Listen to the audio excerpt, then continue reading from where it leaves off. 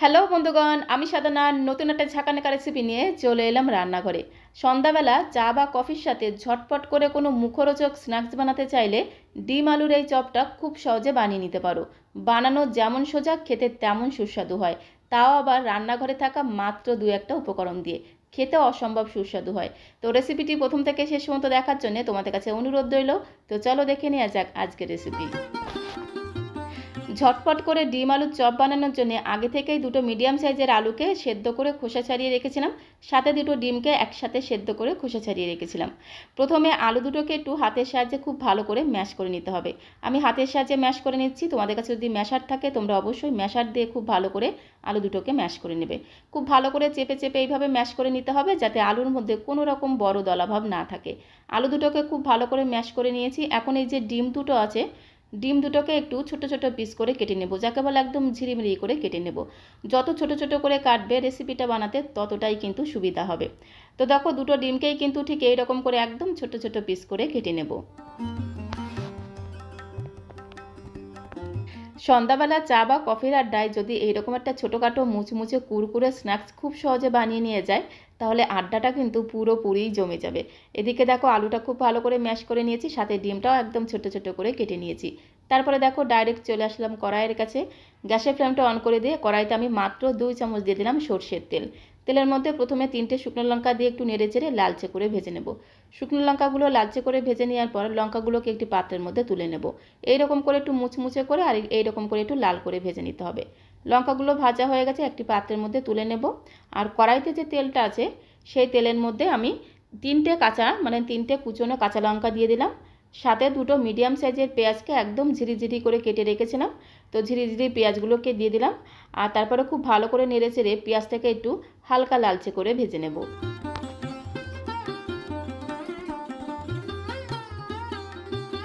গ্যাসের ফ্লেমটা মিডিয়ামে রেখে পেঁয়াজটাকে দেখো ঠিক এইরকম করে একটু হালকা লালচে করে ভেজে নিয়েছি। পেঁয়াজের মধ্যে যখন এরকম একটু হালকা সোনালি রং ধরবে, তখন আমি এর মধ্যে 4 থেকে 5 কোয়া রসুন বাটা দিয়ে দিলাম। সাথে দিয়ে দিলাম হাফ ইঞ্চি মতো আদা বাটা। খুব ভালো করে নেড়ে চেড়ে আদা রসুনটাকে একটু ভেজে নিতে হবে, যতক্ষণ না আদা রসুনের কাঁচা গন্ধটা চলে যাচ্ছে। আজকের এই ডিম আলুর চপটা বানানো ভীষণ সহজ, মাত্র কয়েকটা উপকরণ দিয়ে খুব সহজে বানিয়ে নেওয়া যায়। তো দেখো, খুব ভালো করে নেড়ে চেড়ে আদা রসুনটাকেও ভেজে নিয়েছি। আদা রসুনের কাঁচা গন্ধ চলে গেছে, তখন আমি এর মধ্যে দিয়ে দেবো স্বাদ মতো লবণ আর পরিমাণ মতো দিয়ে দেবো একটু হলুদের গুঁড়ো। তারপরে খুব ভালো করে লবণ আর হলুদ গুঁড়ো সমস্ত কিছুর সঙ্গে নেড়ে চেড়ে মিশিয়ে নেব। স্বাদ মতো লবণ আর পরিমাণ মতো একটু হলুদ গুঁড়ো দিয়ে খুব ভালো করে নেড়ে চেড়ে মশলাটাকে একটু ভেজে নিতে হবে। কোনো রকম জল দেওয়া যাবে না, একদম শুকনো শুকনো করে ভেজে নিতে হবে। মশলা খুব ভালো করে ভাজা হয়ে গেলে এর মধ্যে আমি আগে থেকে সেদ্ধ করা ডিম দুটোকে দিয়ে দেবো। দুটো ডিমকে সেদ্ধ করে ছুরি দিয়ে একদম ঝিরিমিরি করে কুচিয়ে রেখেছিলাম। তো ঝিরিঝিরি ডিম দুটোকে দিয়ে খুব ভালো করে একটু নেড়ে চেড়ে ভেজে নিতে হবে। আর ডিম দুটোকে কিন্তু অবশ্যই করে এইরকম করে একটু ছোটো ছোটো করে কেটে নিতে হবে, তাহলে রেসিপিটা বানাতে সুবিধা হবে। গ্যাসের ফ্লেমটা মিডিয়ামে রেখে 2 মিনিট সময় ধরে ডিমটাকে একটু ভেজে নিতে হবে। যখন ডিম থেকে খুব সুন্দর একটা ভাজা গ্রান বেরিয়ে আসবে, তখন আমি এর মধ্যে আগে থেকে সেদ্ধ করে ম্যাশ করে রাখা আলু দুটোকে দিয়ে দেবো। দুটো আলুকে সেদ্ধ করে হাত দিয়ে খুব ভালো করে ম্যাশ করে রেখেছিলাম, সেই সেদ্ধ করা আলুটা দিয়ে খুব ভালো করে সমস্ত মশলার সাথে মিশিয়ে নেব।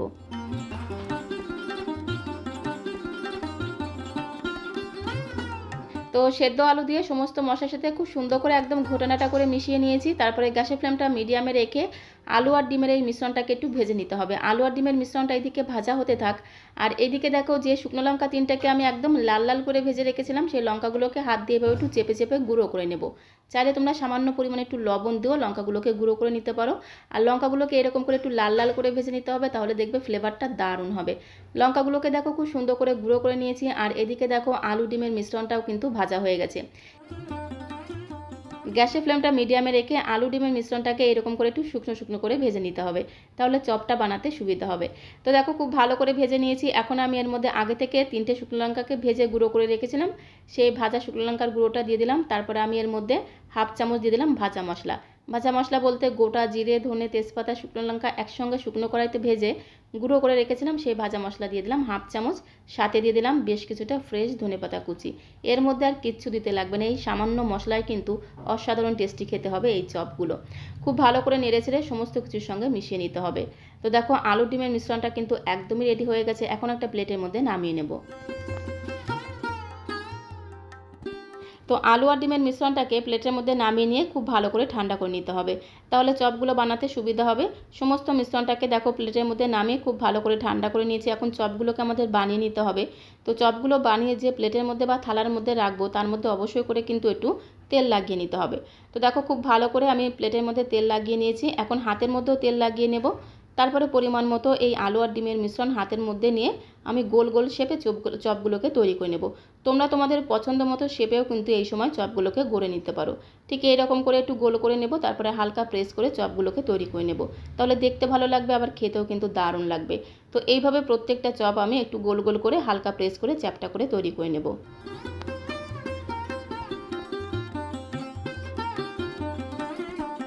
তো বন্ধুগণ, রেসিপিটি ভালো লাগলে একটা লাইক করে দেওয়ার অনুরোধ রইল, আর নতুন বন্ধু হয়ে থাকলে চ্যানেলটিকে সাবস্ক্রাইব করে দিয়ে পাশে থাকার অনুরোধ রইল।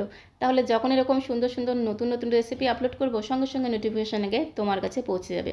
তো এইভাবে আমি ডিম আলুর চপটাকে ঠিক এরকম করে একটু চ্যাপটা চ্যাপটা করে গোল গোল শেপে তৈরি করে নেব।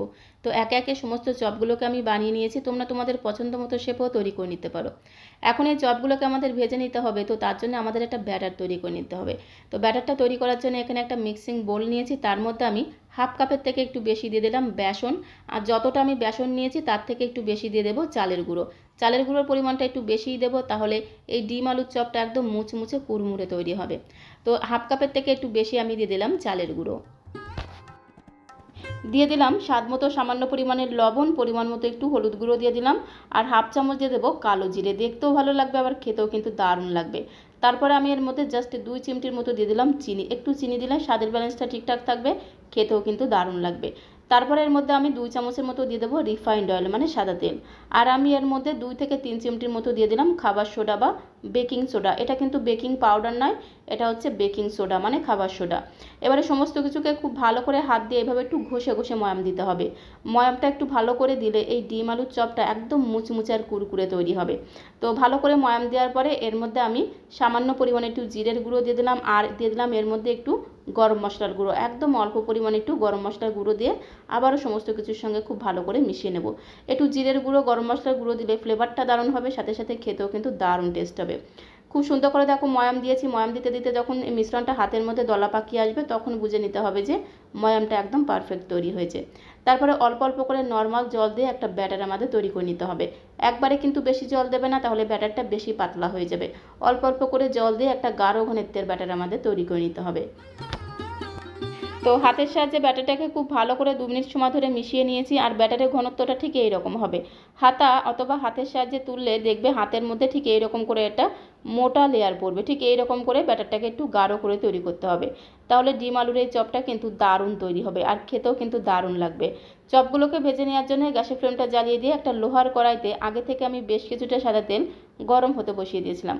তো তেলটা ওদিকে গরম হতে থাক, আর এদিকে দেখো যে চপগুলো আমি তৈরি করে রেখেছিলাম সেখান থেকে একটা করে চপ হাতের মধ্যে নিয়ে এই ব্যাটারের মধ্যে খুব সুন্দর করে এভাবে একটু ডুবিয়ে নিতে হবে। তারপরে সরাসরি এই চপগুলোকে গরম তেলের মধ্যে দিয়ে দিতে হবে।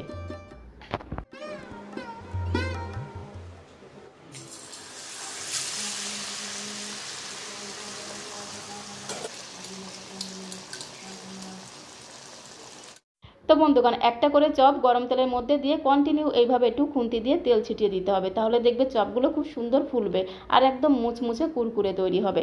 যখন একটা পিঠ ভাজা হয়ে যাবে তখন বাকি পিঠটা উল্টে পাল্টে চপগুলোকে একটু লাল লাল করে ভেজে নিতে হবে, তাহলে দেখবে এই চপগুলো একদম মুচমুচে তৈরি হবে, খেতেও কিন্তু দারুণ লাগবে। ডিম আলুর এই চপ বানানো কিন্তু ভীষণ সহজ, আর একবার বানিয়ে খেলে বারবার বানিয়ে খেতে ইচ্ছে করবে। যেহেতু এই কড়াইটা বেশ ছোট তাই আমি একটা করে ভেজে নিচ্ছি। তোমাদের কড়াইটা যদি বড় থাকে তোমরা একসাথে 2টো করেও ভেজে নিতে পারো, তাতে কোনো সমস্যা নেই। আর চপটা দেখো কত সুন্দর মুচমুচে তৈরি হয়েছে, তোমরা দেখেই বুঝতে পারছো। ঠিক একই রকমভাবে প্রত্যেকটা চপ আমি ভেজে নেব।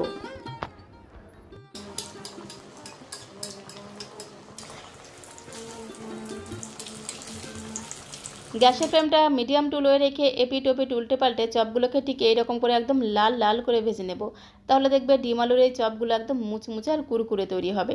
চপগুলো কতটা মুচমুচে হয়েছে দেখেই তোমরা বুঝতে পারছো। এভাবে প্রত্যেকটা চপ ভেজে একটা প্লেটের মধ্যে আমি সাজিয়ে নেব। তো বন্ধুগণ, আলু ডিমের এই চপগুলো বানানো যেমন সোজা, খেতে তেমন সুস্বাদু হয়, তাও আবার রান্নাঘরে থাকা সামান্য কয়েকটা উপকরণ দিয়ে খুব সহজে বানিয়ে নিয়ে যায়। সন্ধ্যাবেলা চা বা কফির আড্ডায় যদি ছোটোখাটো কোনো স্ন্যাক্স বানাতে চাও, তাহলে আলু ডিমের এই চপগুলো খুব সহজে বানিয়ে নিতে পারো। বানানো ভীষণ সহজ।